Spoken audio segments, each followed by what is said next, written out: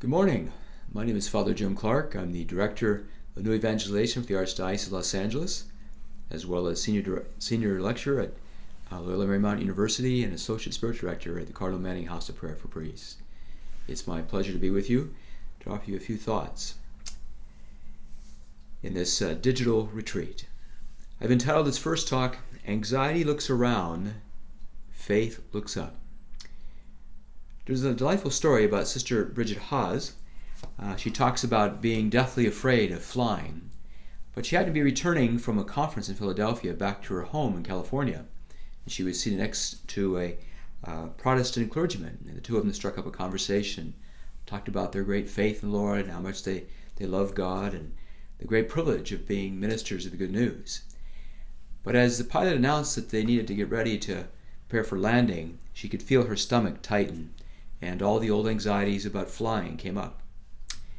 And then when there was going to be turbulence, she got even more frightened. She turned to the clergyman next to her and said, "Would you mind holding my hand?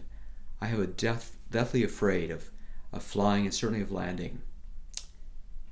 And the older gentleman just smiled and said, "Sister, why is it that your faith on the ground is so strong, but faith seems to be lost for you when you're up in the air?" It's a great story for all of us, because there are times where we feel so strong in our faith, but when things get difficult, all of a sudden it's as if we lose it. What's going on? What's going on is the same thing that went on with the disciples when they too were faced with the terror of something they couldn't control, and that's the key, something they couldn't control. So let's turn to the Gospel of Matthew, chapter 8, verse 23, about the story of the storm on the lake. Jesus got into the boat, and his disciples followed him. Without warning, a violent storm came up on the lake, and the boat began to be swamped by the waves. Jesus was sleeping soundly, so they made their way toward him and woke him. "Lord, save us, we are lost."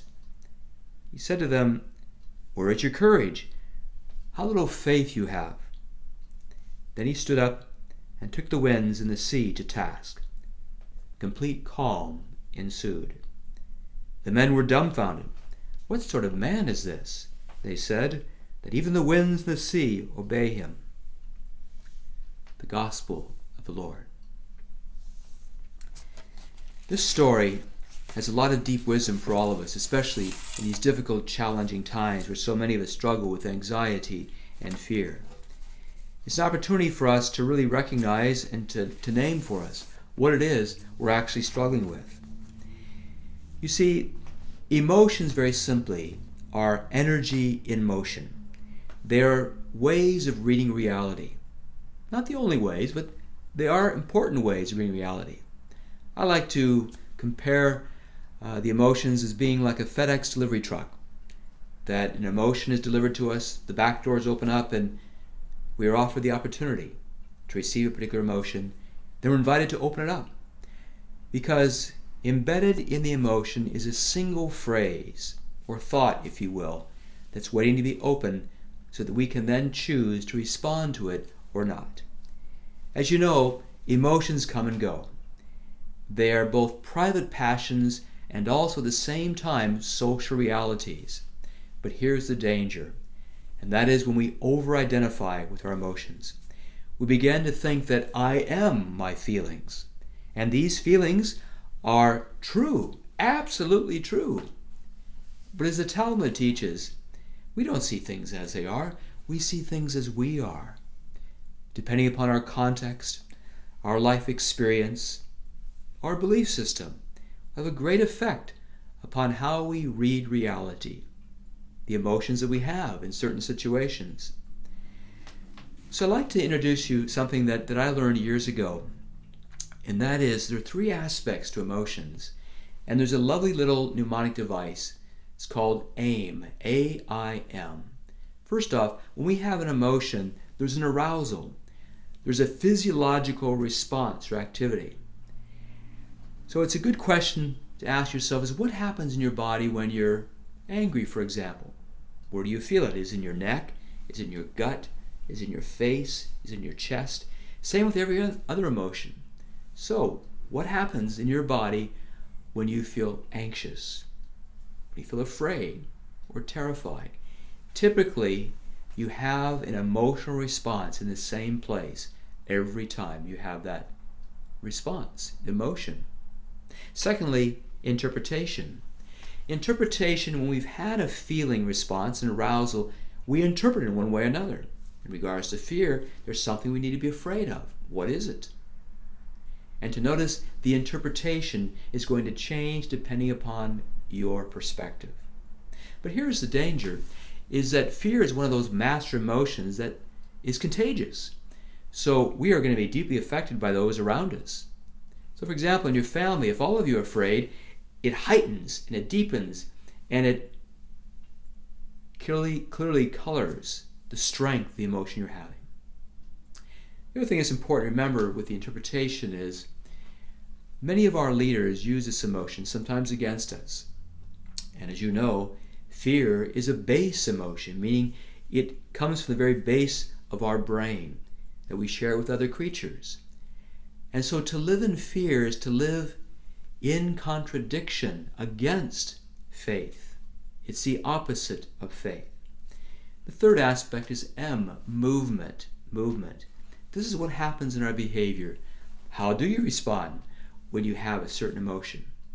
You see, even negative emotions have an important aspect in our life. They inform us about what's going on, and they give us an invitation of how to respond. So, when you feel fear or anxiety, how do you respond? When we choose not to listen to our emotions, when we choose to deny them, when we choose to ignore them, these unattended emotions then slowly get transferred to a bodily illness. Don't be surprised if wherever it is that your body responds when you feel anxious or afraid, that can deepen and lead to a sense of a continuing ache in your body.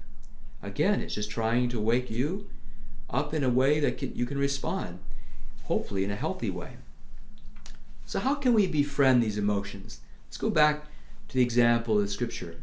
It's a powerful lesson for us. Now, the fear of the disciples was real. It was real. They were in a terrible storm. But what's ironic is the vast majority of these men were fishermen. They knew this Sea of Galilee at that time of day regularly acted up like that, and yet they were deathly afraid.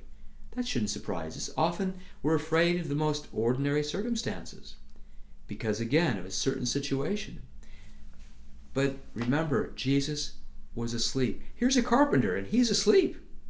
They had to wake him up and say, wait a second, aren't you going to do something about this? Jesus calmly quieted the storm.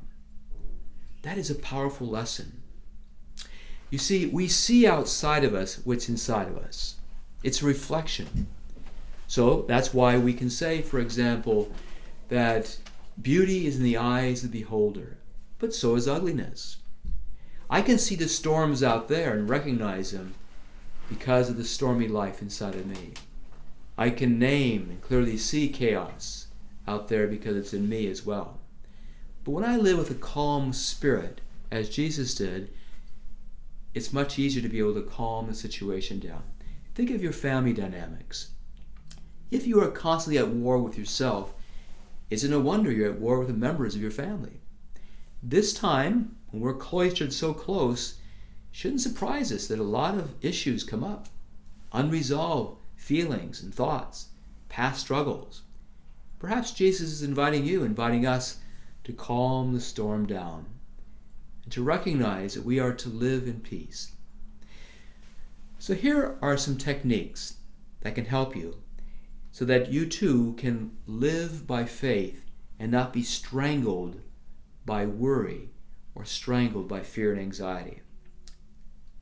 First off, naming. James Hillman, very famous archetypal psychologist, once said, an illness suffers most until it is named correctly. So that's the first thing. What is this feeling? Name it correctly. What assumptions are under this feeling? Where did this feeling come from? Important questions that can help you unpack your own feeling world. Remember, these are your emotions. They're nobody else's. Nobody causes you to have these feelings. They just arise. They come unbidden to inform you. So naming is the first thing. Secondly, we are invited, like Jesus, to tame the feeling so it doesn't control us, so we don't over-identify with it, so it doesn't give us the freedom to say and do whatever we want, because after all, this is the way I'm feeling. Not at all. So we tame the feeling by acknowledging it. Yes, I am afraid. Yes, I'm anxious. Yes, I'm angry. Yes, I'm feeling lonely and isolated. Secondly, to face that pain straight and center, because that's how salvation comes to our house.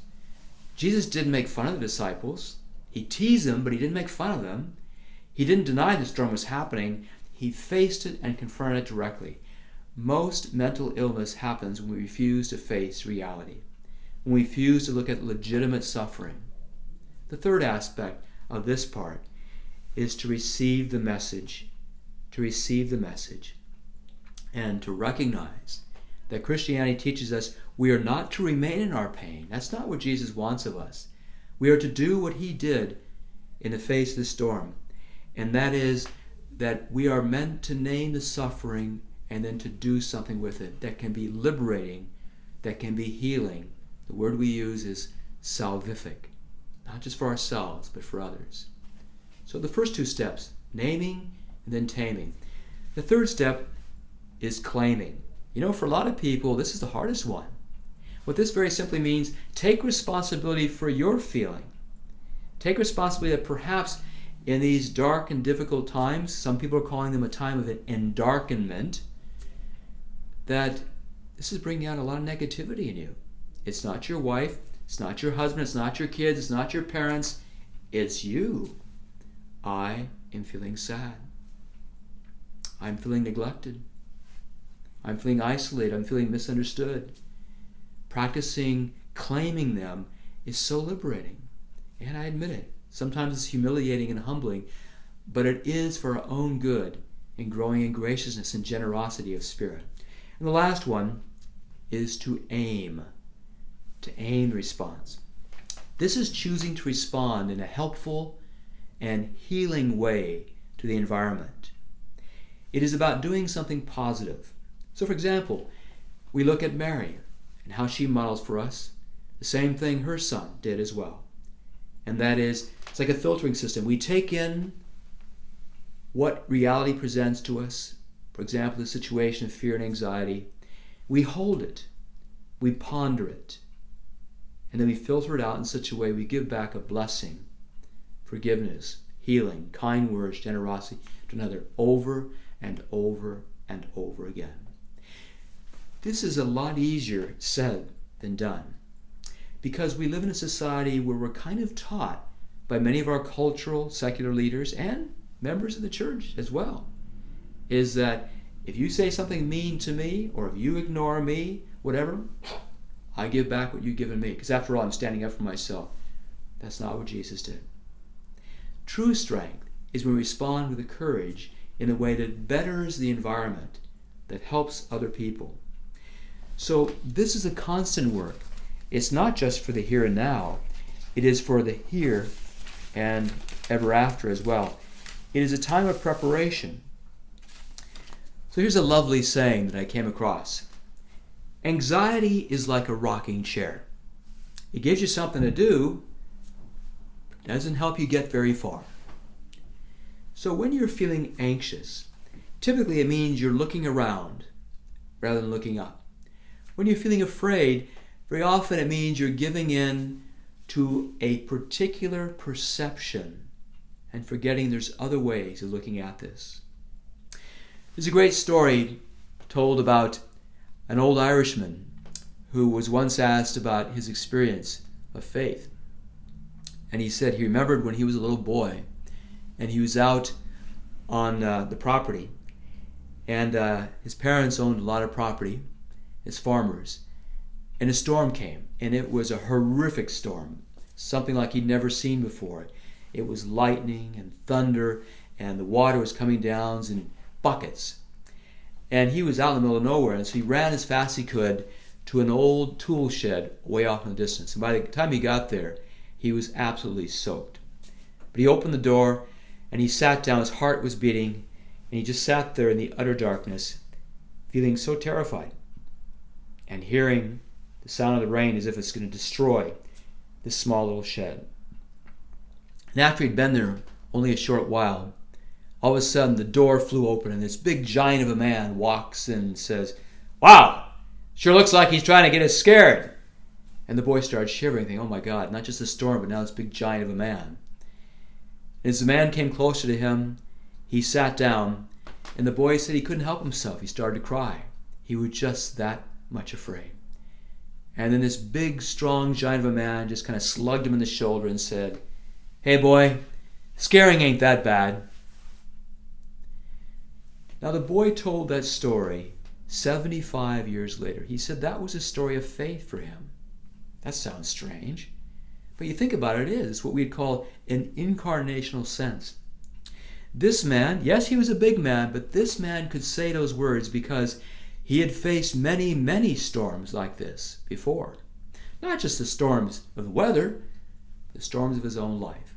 Scaring ain't so bad. That is what Jesus said to his disciples. If you lost your faith, scaring isn't that bad. Don't let it control you. So Sonia Rakoti says it beautifully. Surrender to what is. Let go of what was and have faith in what will be. What a lovely summary. Let me repeat it again. Surrender to what is, let go of what was, and have faith in what will be. Jesus stands with us in our terror, our pain, our loneliness, our anxiety, and a feeling of not making sense of what the heck is going on now. This new normal is upsetting a lot of us. And yet every moment, Jesus invites us back to this moment, to be present in this moment, to God's ever-abundant love. So I'd like to leave you with some very practical ideas of how to work with negative emotions. And these come from a very wise man centuries ago, a man named John Cassian. Some call him the father of Western monasticism. And he called this a way of renouncing mindless thoughts. So bear with me as I unpack these for you, because I think you'll find them very, very helpful. First one, notice your thoughts without judgment. Notice your thoughts without judgment. Why? Because these are meant to open you up. Try this little technique. It's amazing how well it works. Just begin to notice yourself thinking. Don't judge the thoughts, but just notice yourself thinking. Become, in effect, a silent witness. Slowly you begin to realize, oh, this is like watching a movie. Yeah. And you might find yourself smiling or even weeping because you realize, wow, I've been a prisoner of my own thoughts. So that's the first step, is just to notice your thoughts without judgment and notice that they come and they go. And here's a strange thing. That's the way God's created our brain. Thoughts are just the brain's way of occupying itself, whether awake or asleep.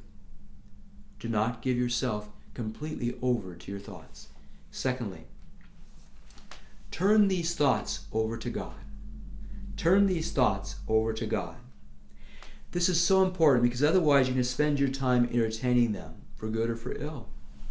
I remember one time a woman religious went to confession to a newly ordained priest, and he still was practicing how to hear confessions and offer a bit of wisdom. And so she had confessed struggling with some sexual thoughts.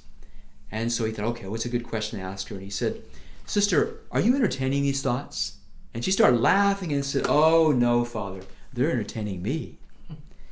You see, this idea of continuing to entertain, to work with, to stay with these thoughts that are so filled with anxiousness, fear, darkness, aren't helpful, because you know as I do, we go around and around and around. Eckhart Tolle, a very famous author, said it this way: 89% of our thoughts are negative and repetitive. So as you watch the patterns, the currents of your own thoughts over and over again, notice how often they come back to that very common, ordinary, and repetitive place of fear and anxiety. Is that the way you want to live your life? No. Let's go back to the scriptures again. Jesus said often, do not be afraid. Putting it in the Greek, do not give yourself into paranoia. Do not give yourself or live in the place of complete and ever-present fear. No, we're supposed to live in the ever-present love of God. This is why Jesus said to give yourself over to metanoia. It's a higher way of thinking. Or better to say, it's a way of being present to that which is, being present to the Creator who loves you beyond your wildest dreams. Third, fill your mind with the Word of God. Think about the temptations that Jesus faced. That's what he did. He chose 3 particular scriptures. What are favorite scriptures that help you in times when it's stormy in your life, when you feel thrown off your pace? I find it helps me to memorize these. Some people call them mantras. Some people call them in Spanish dichos, proverbios. What works for you? Here's one I like. I can do all things in Christ who strengthens me. In Christ who strengthens me. Isn't that lovely? Or I have enough. Or I am enough. Or this too shall pass. It works. It's a way of combating those overwhelming negative thoughts. You could also use positive images. Think of times when you did feel like you're in control.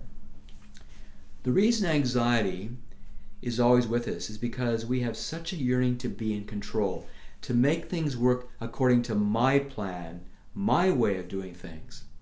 Faith is the opposite. It's letting go and trusting reality. It's surrendering to what is. It's dancing to a whole different rhythm. It's seeing yourself in a whole different perspective. And so this is where prayer can help. And that's the next one. How do you imagine yourself as you stand before God? How do you imagine yourself as you stand before this particular situation? We are told over and over again in the scriptures and through the lives of the saints that God will never abandon us. Whether in life, in suffering, in death, in new life, God is always present because that's what love is. So choose a prayer form that you can lean into even in the times of darkness. Choose a prayer form that opens you up in such a way that you can stand with it and you realize, I'm not alone. That this is enough. Together, God and I can face this situation. The next one is sometimes it helps a lot to share what you're going through with another person. Someone who can truly listen to you deeply, who can mirror to you your own courage, your own goodness and depth of character, who can remind you of the bigger picture, that this isn't all there is. As a lifelong, long-distance biker and jogger, I can tell you that this has really served me in this dark and difficult time. Because when you're running a long race, you realize you don't run at the same pace all the way. That there's like 3 or 4 different races in the whole long experience. And so it is. This is not a sprint. We need to prepare ourselves for the long haul. And I don't just mean during this time of COVID-19, but how do you live your life in a way that fills you with joy and peace, a sense of groundedness of knowing that you're loved, that you too will get through this. I don't just mean this difficult time, I mean this thing called reality, life. Another idea that I'd like to pass on to you is practice guarding your heart. Guarding your heart. Remember that wonderful image from the book of Genesis? When the Creator stationed an archangel outside the gates of the Garden of Eden with a flaming sword. Perhaps in your own imagination you might want to use that image. That you put a flaming sword of protection guarding your heart, preventing negativity from infiltrating you. Now please listen carefully. I mean, no disrespect to anyone. But we are to resist encounters with people, things, and places that linger negatively in our heart. Negatively in our heart. You see, these are so sneaky that it draws us into a place of unnecessary darkness, unnecessary suffering, and why it's essential that you do your best, each one of us, to put ourselves in places that are positive, affirming, loving, caring. When you are in an environment, whether at work, at home, or any other place, where it's always negative, it's extremely important for the care of your soul, guarding your heart, that you spend time in loving environments. We don't have the capacity, none of us, to put up all the time with negativity. Notice what Jesus did with negative people. He didn't spend a lot of time with them. And yet so often we feel like it's our job to change those people, to change their belief system, to change the way they're thinking or feeling.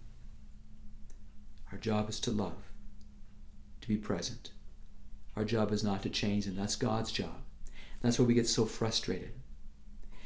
So, coupled with that, one way to guard our heart is, I really ask you to discern the amount of time that you watch news or that you listen to gossip. You may laugh when you hear that, but that's the sneakiness I'm telling you about, is that these type of individuals prey on those of us who truly want to live a positive life. And so don't give too much time, energy, or attention to any of these things that linger negatively in your heart. The next idea is to give yourself time. I know this sounds funny, but I mean this. Give yourself time and attention to what I call a circle of worry or anxiety. Here's why it seems funny. Well, I've just got through talking about how not to deal with anxiety. No. It's going to be there, let's face it, from time to time. But let's go back to an old English word, worry. Do you know that was originally a hunting term? You'd say to worry an animal meant that you were to strangle the animal as a prey. In other words, you were to kill it. That's what worry does. Worry strangles any hope for a positive future.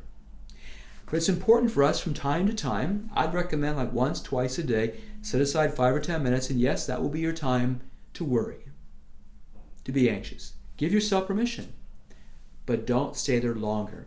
It's the same principle with grief, is that the more time and energy you give to worrying, to anxiety, to grief, it will take up the whole room.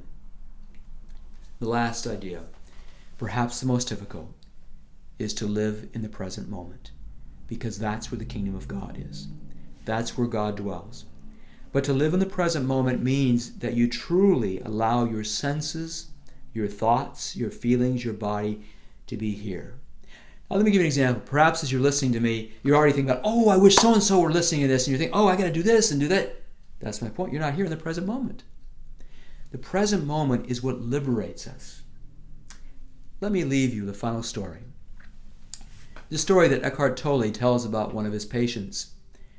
She'd come for her first appointment, and she sat down and she told a horrific story, just absolutely horrific, that she'd been abused and molested since she was a little girl by many family members, all male, and then she, because of that background, found that she was drawn into dating relationships with abusive men.